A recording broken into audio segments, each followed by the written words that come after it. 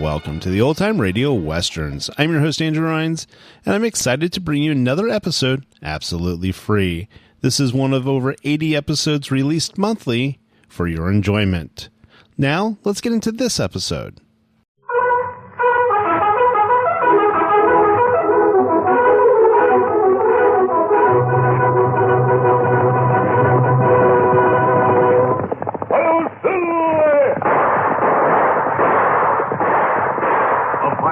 With the speed of light, a cloud of dust, and a hearty Hi-Yo Silver, the Lone Ranger.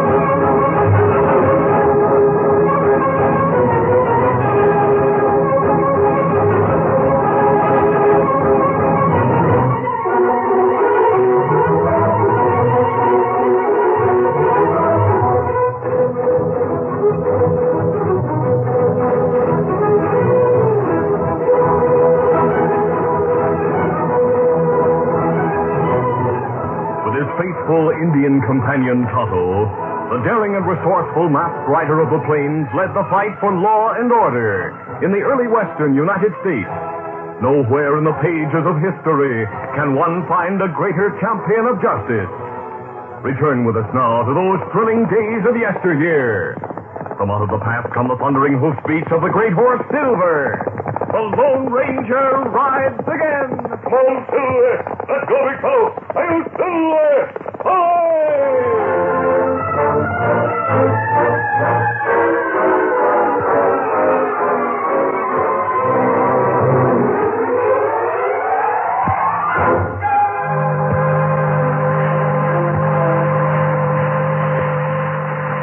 Missouri River steamboat Arrow was bound for St. Louis with a rich cargo of furs and gold from the Northwest.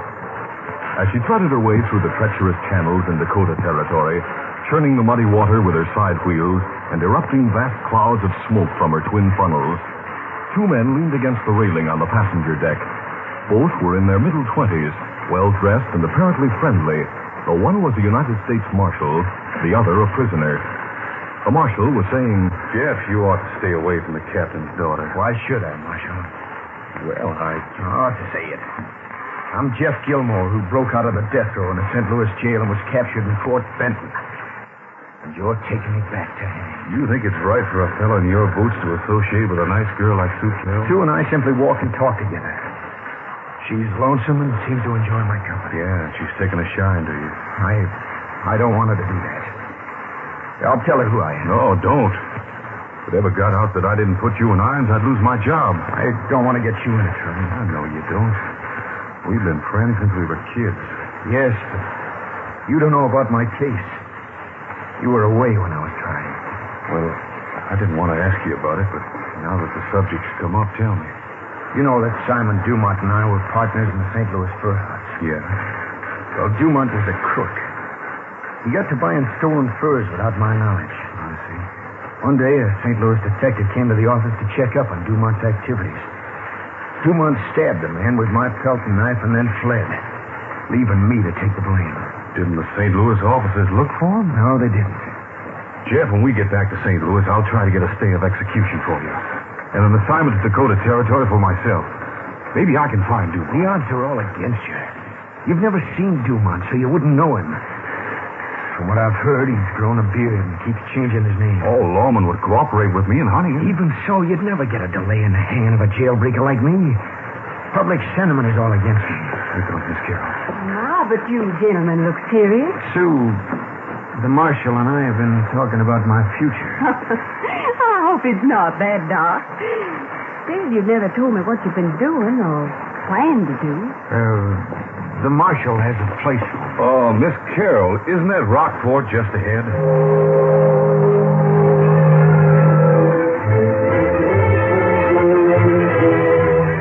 As the steamboat whistled for the next landing, the Lone Ranger and Tonto, who had been riding along the north bank of the river, pulled up. Old fella.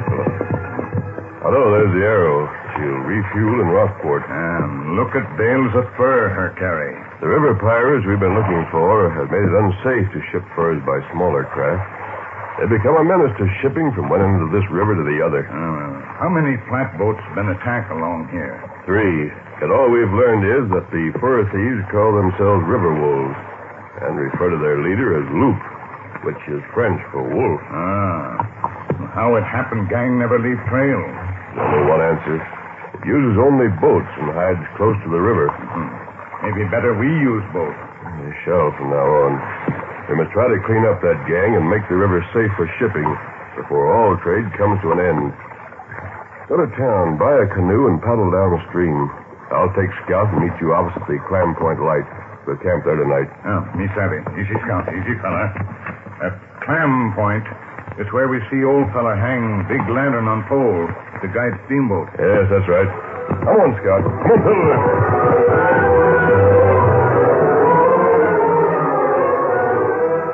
It was several hours later when Tonto, successful in his quest for a canoe, landed downriver and rejoined the Lone Ranger. As they discussed their next move, another canoe was beached on an island several miles below them. Its occupant, a half-breed, jumped out and ran toward a nearby trading post, operated by Zach Milton. To all appearances, the post, which consisted of a store, warehouse, and bunkhouse, was engaged in lawful business, but it actually served as a den for the river wolves and a depot for their loot. Reaching the bunkhouse, the breed threw open the door. Hey, what? 2 heavily bearded men who had been lounging inside leaped to their feet with drawn guns. One was Zach Milton, the other the pirate chief known as Loup. Zach was first to speak. Well, Leggins, what is it? Yeah, it's in Rockport, loaded with furs. All good ones. Mink, marten, and beaver. Heard she's carrying a lot of gold, too. Gold, eh? That is interesting. Loop, can't we board her? She's taking on firewood and won't pass in till sometime tonight. Nobody can board a steamboat that's running full speed with a current. We don't have to tackle her while she's running, Zach. We can ground her. Oh, what's that? We'll knife the lightkeeper on Clam Point, then take his beacon lantern and hang it on a tree by the big sandbar. Oh, I savvy. The Arrow will take her bearings from it and run aground. She draw about 5 feet of water, so we'll have to use canoe and flatboat to get onto her. We'll put out from shore the minute she ground. Well, there are 15 of us, so the rest should be easy. But we haven't got much time. Leggy, round up the gang. Right.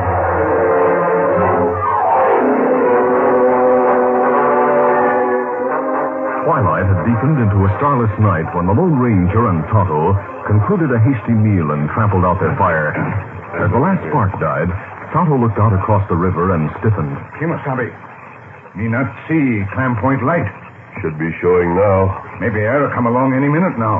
Without a beacon to guide her, she may be grounded or wrecked. Isn't that right? Into the canoe. We'll see what's happened. A few minutes later, the Lone Ranger and Tonto found the old lightkeeper lying at the foot of the beacon pole. As the masked man knelt beside him, Tonto struck a match. What ail him? She's dead. Stabbed. Where's the big lantern? It's not a pole. And rope that hoist it gone. A halyard has to be cut to be removed. That means the beacon was stolen. I mean, not savvy that. Must be the work of the river pirates who intend to lure the Arrow out of the channel. Come on. All right, jump into the canoe. I'll push off. Ready. Which way we go? Upstream. We must stop the Arrow. The lives of all on board are at stake. As the masked man and Indian drove their canoe upstream, paddling furiously against the strong current, the Arrow put the lights of Rockport behind her after a long delay in loading fuel. Jeff, Sue, and the marshal were in the pilot house watching Captain Carroll and the wheelsman work the clumsy side-wheeler through the sandbars, snags, and rocks, which were a constant menace to navigation. Captain, the ship don't feel right. The current pull shouldn't be so weak. Maybe we're out of the channel. Legsman, take a sounding. I just sounded, sir. What's the depth? Line a mark. 10. There should be 15 feet of water off the point. Sound again! As the Yarrow plowed on through the night-shrouded waters, the Lone Ranger and Tonto drove their canoe around a bend a short distance downriver. The Indian, who had been watching the south bank, exclaimed, Look, Kimasabi. That beacon light. There's Yarrow. She's running toward us. That light's got her fooled. Her out of channel. Better to the right. Faster. It's no use. They'll soon pass us. I'll hail her. Hello! Ahoy!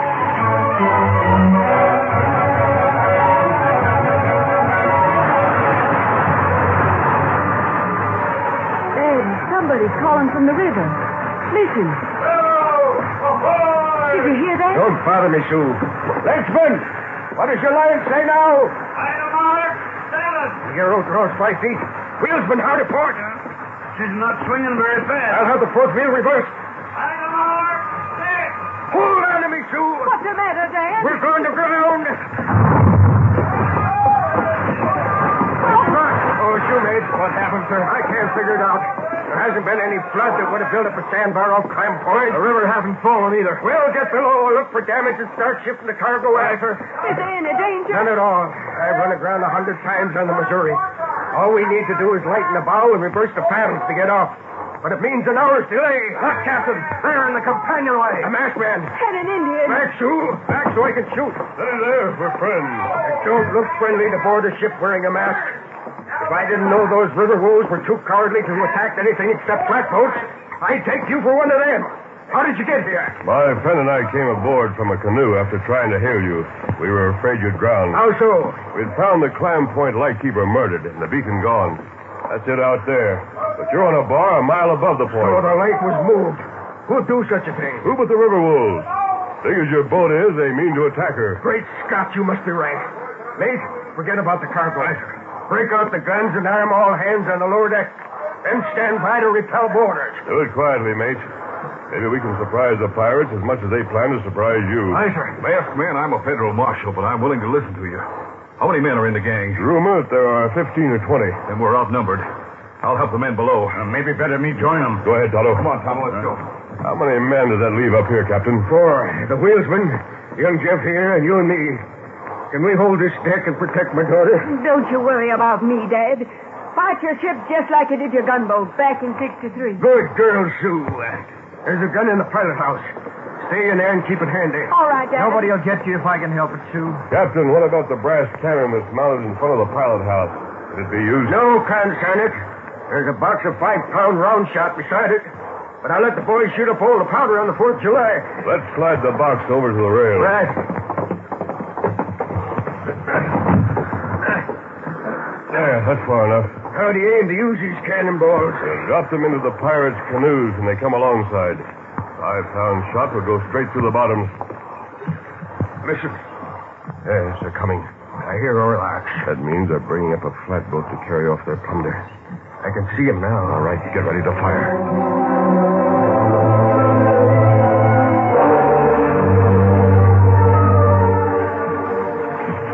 Besides the flatboat, which had been heard, there were half a dozen canoes in the pirate flotilla.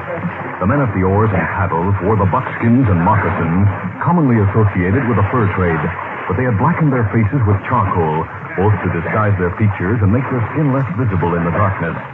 All were armed with tomahawks and knives as well as guns. The lights from the steamer are reaching us now. It's time to close in fast. All right, let's go, fellas. You won't.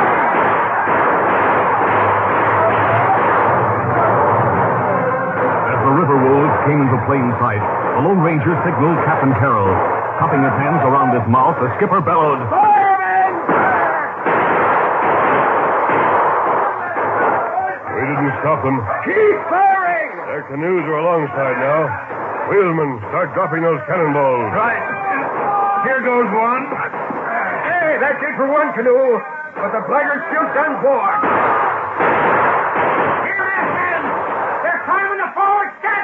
coming, Jeff. Through the foredeck!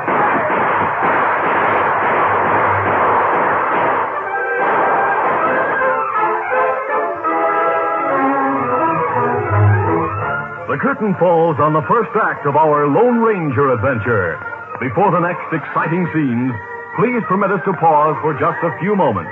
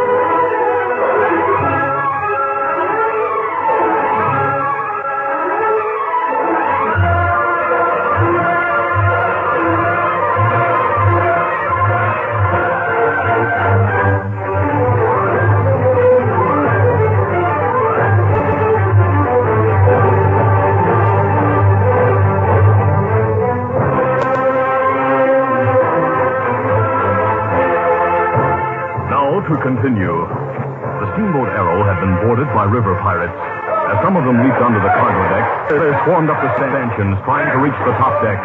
They were met by the Lone Ranger, Captain Carroll, and Jeff Gilmore, who knocked several into the river. One got a hand on the top of the deck railing and thrusted Jeff with a knife.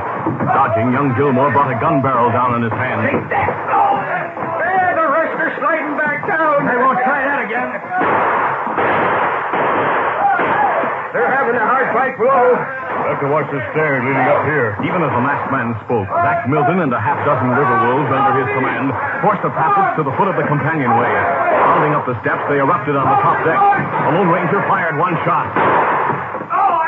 One of the pirates reeled back, clapping a hand to his shoulder. I'll fix him! With barrels almost touching, the Lone Ranger and the pirate leader triggered their guns at each other. The hammers fell on empty cartridges. Dropping his useless revolver, Milton jerked a tomahawk from his belt and sprang forward. I've got it! The hatchet flashed downward, but the masked man caught the handle and warded it off. Then they were locked in grappling holds, which neither could break at the moment. The other pirate surged forward. The fighting was at close quarters, hand to hand. The guns were empty, and there was no time to reload. Jeff and the captain were forced to give ground. Soon they were fighting with their backs against the pilot house. Seeing their danger, Sue rushed out carrying a gun. Get back, you beast! Back off, shoot! Now you won't. I'll take that gun. Let go of me! They got Sue. I can't get to her. Neither can I. Stop it! Bring your men below. Look, galley boys. We're pulling out. Leggett, stop that girl and come on before we get left. I'm saying her long. Stay still! He can't do it! Come on, Jeff. They're taking her below. Hey, good fella. Stand still. Shoot her. At that moment, the pirate trader, made doubly desperate by the retreat of his companions in crime, broke away from the Lone Ranger, leaving the hatchet in his grasp. Wait, fellas, I'm coming. No, you're not. That tomahawk won't stop me. Maybe my fist will. Right on the jaw. Give him another. Right. Take it. He's crawling up. That'll hold him for a while. Mister, my daughter. Yes, I know. Got that pirate's buckskin jacket and cap for me. While I reload my guns. Hurry.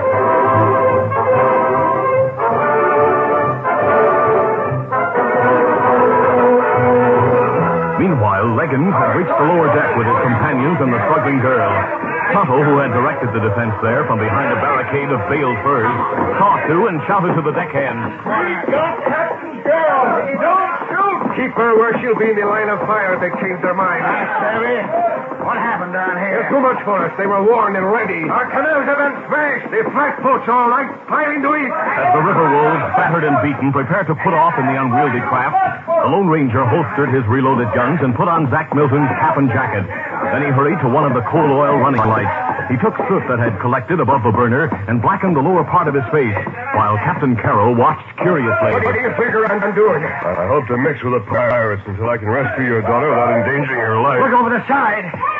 There's Sue. They're putting her on the flatboat. They're all getting on. And I'll go over the side. God be with you, mister. Swinging himself over the railing, the Lone Ranger slid down a stanchion.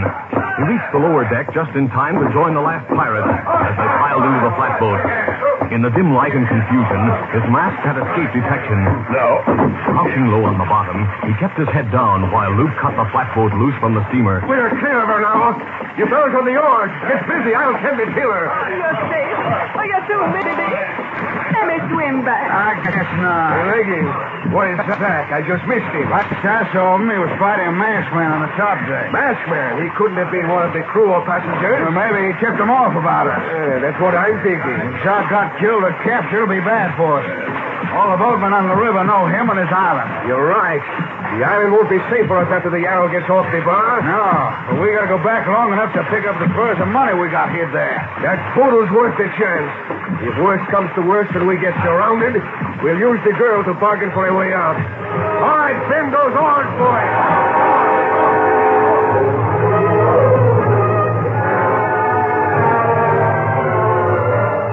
Meanwhile, Tonto and the marshal had returned to the top deck of the Arrow. Captain Carroll told them what had happened and pointed to the pirate who still lay senseless on the deck. That's Zach Milton, who runs the trading post on the island downriver. Maybe pirates hiding there. Maybe them go there now. That's how it looks. You got small boat and arrow? No river steamer carries lifeboats. It could get to shore before one can be launched. What are you figuring on, Tonto? Our canoe gets smashed like others. Me want to go to island. Maybe friend need help. I can get the Arrow off the bar and take you there within an hour. No, that's too long. Me go to shore now. Let's go along, Marshal. How about it, Tonto? You follow me.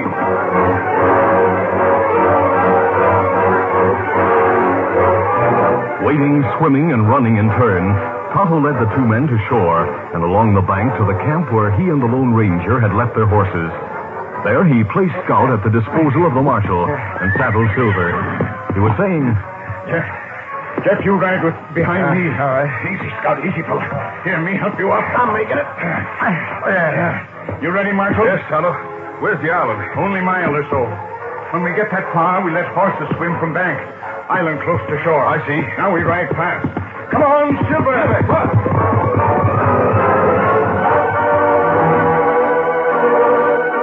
As the great white stallion and paint pony raced along the bank, a flatboat neared the island's landing.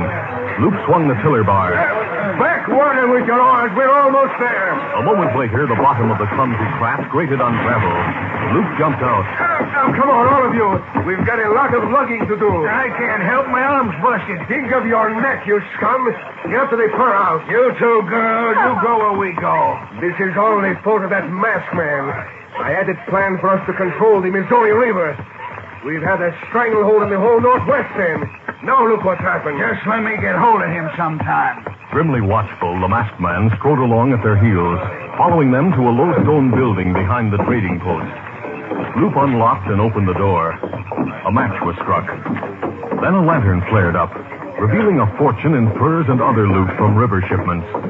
As the pirates pushed on inside, the Lone Ranger made sure that he was the last to enter. This was the chance for which he had been waiting, and he knew that he must act swiftly. Snatching Sue from the grasp of the half-breed, he pushed her out of the door with a low-voiced command. Run, Sue, run. Before Leggins and the other river wolves realized what was happening, he whipped out his guns and kicked the door shut. Get your hands up, all of you. Hey, what in thunder's going on? He took the girl away from me. She's gone. He's not one of us. Get those hands high. We're all reaching. What do you want? Look, Loop. That isn't all soot on his face. He's wearing a mask. He's the masked man who got Zach. You spy? You come outside with me. The rest of you, stay frozen. The Lone Ranger intended to get Loop outside, take his key, and lock the door on the other pirates. Taking a cautious backward step, he holstered his left-hand gun and felt behind him for the door latch. Then one of the men threw caution to the winds and went for his gun. The Lone Ranger saw the move and fired. In that instant, while the Lone Ranger was forced to turn his gun, Loop rushed. I'll get you. Smash my arm. Get him. We'll help you, Loop. Loop gripped the masked man's gun in one strong fist. His other arm was thrown about the neck. He was hugging the Lone Ranger close, trying to disarm him, while the others brought their 6 guns into play. The Lone Ranger saw one gun come up. He swung Loop quickly to serve as a shield. Oh! You hit, Loop? You fools! Watch your gunplay. Hold your fire. Close in on that masked man. Cut him to the ground. Loop's body was linked in the masked man's arms, but it still served as a shield. Then the Lone Ranger was surrounded. Hands were clawing at him from all sides. Leggins brought his gun barrel down as a club. It landed with stunning force on the shoulder. Drop your gun! The back window! 2 warning shots streaked through the small back window to disconcert the pirates. Then the door flew open. Hurry, drop those guns! Get your hands up or we'll blast you down. It was Jeff and the marshal who burst through the door, while Tonto watched from the window at the other side of the room. The Lone Ranger broke free and quickly stepped to one side, with both guns ready for action. Drop the guns. I'm backing the marshal's play. Hold your fire. My hands are up. Be cool. Shoot. You can't get through that window, Tonto. Too small. Come around the door. Me come. Give him cover. I'll collect the guns. You men got here just in time. Tonto brought the marshal and me. We find Colonel Kimasabi. Miss Carroll? Her at Landon, waiting for Arrow. The Arrow's here now. I see a captain coming with his men. Good. We can load the prisoners at once. Who's that on the floor? A pirate leader. His men shot him by mistake. Marshal! Is there anything left for us to do? Just watch those prisoners, Captain. Right. We have a wounded man on our hands. Dad, he's the one they call Luke. Jeff, hand me your canteen. Sure, Missy. One I brought from your camp. Now lift up his head and I'll try to give him some water. I'll hold that candle where you can see better. What? That man. He's Simon Dumont. Do you know him, Jeff? Know him. I've been sentenced to hang for a murder he committed. I'm in the custody of the marshal right now. Oh, Jeff. My only chance to clear myself lay in finding him and getting a confession. I've found him dying. Oh, that's terrible. He isn't dead yet. He seems to be trying to talk. All right, speak to him, Jeff. Dumont. Simon Dumont. Do you know me? You're Jeff Gilmore. Tell these people that you killed that officer in St. Louis. Tell them I'm innocent. He's sneering at you. Sure, I killed him. That won't help you. You can't take me back to testify for you.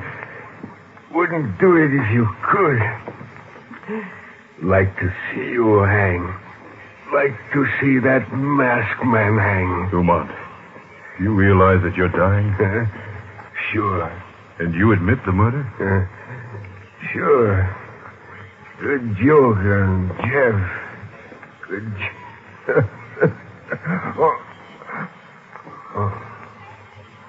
He's dead. Yeah. And my last hope went with him. No, Jeff. He cleared you, even though he didn't know it. What good is his word that he committed the murder? Under the circumstances, it's even better than an admission of guilt made on the witness stand. A dying statement is accepted as truth in all courts. What? It's taken for granted that dying men don't lie. The masked man's right, Jeff. You'll get a new trial and an acquittal.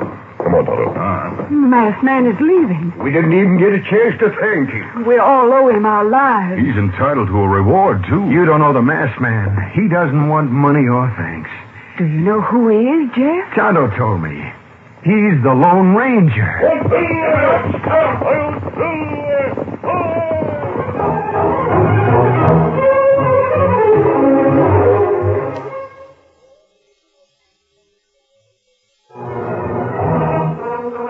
This is a feature of the Lone Ranger Incorporated, created by George W. Trendle, produced by Trendle Campbell Enterprises, directed by Charles D. Livingston, and edited by Fran Stryker.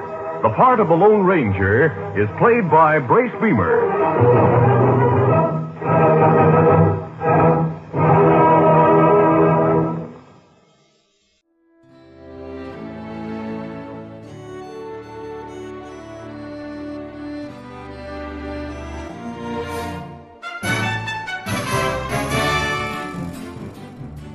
This has been a presentation of OTRWesterns.com, and we hope you enjoyed.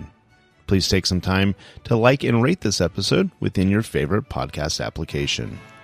Follow us on Facebook by going to OTRWesterns.com/Facebook, and subscribe to our YouTube channel by going to OTRWesterns.com/YouTube. Become one of our ranch hands and unlock some exclusive content. We want to thank the following ranch hand, Steve, who joined us recently. You too can join by going to OTRWesterns.com/donate. Send us an email, podcast@OTRWesterns.com, and you can call and leave us a voicemail, 707-986-8739. This episode is copyright under the attribution, non-commercial, share-alike copyright.